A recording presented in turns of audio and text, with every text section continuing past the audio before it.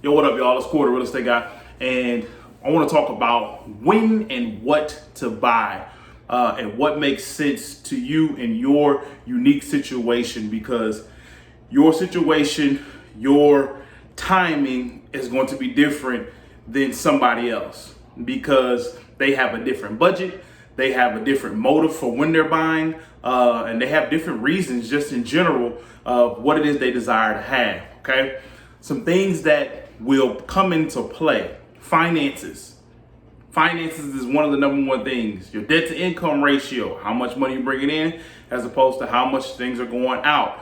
And then lifestyle.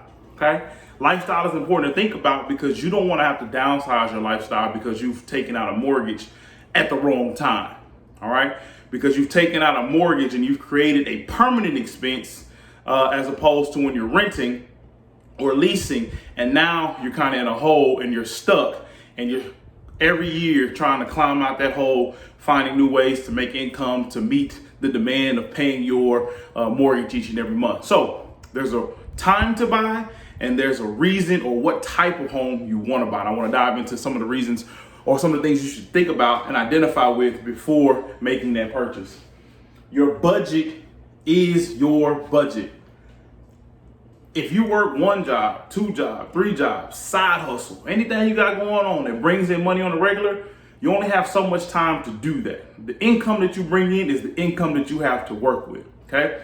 Yes, that may limit you to some of the things that you are looking for, but your budget is your budget, okay? And if that's gonna be your budget for the next 5 years, then you know what you can afford. You know what you can buy. Keep that in mind. Interest rates will always fluctuate.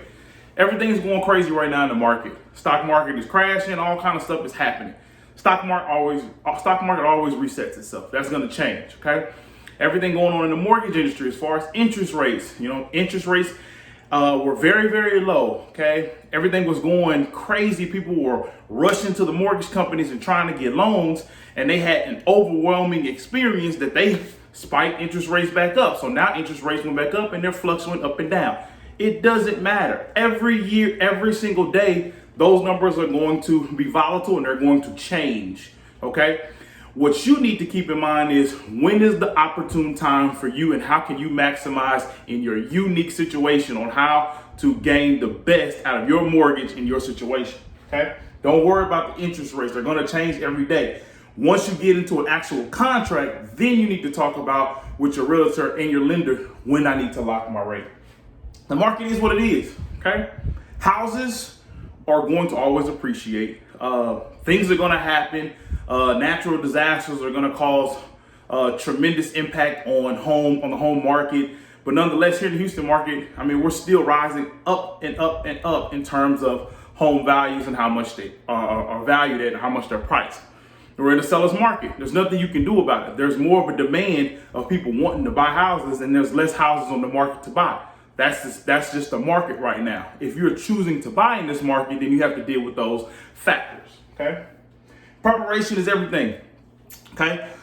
Talked about budget, all right? You talked about eliminating as much long-term debt as possible. And keep in mind, long-term debt is debt that is longer than 10 months to be paid. For instance, if I have a car note and it's going to be paid out in totality within 9 months, I'm not calculating. The lender's not calculating that in your long-term debt, which benefits you to buy more house. You get more of what you desire to have, okay? Also, with preparation, savings, okay? Savings is key.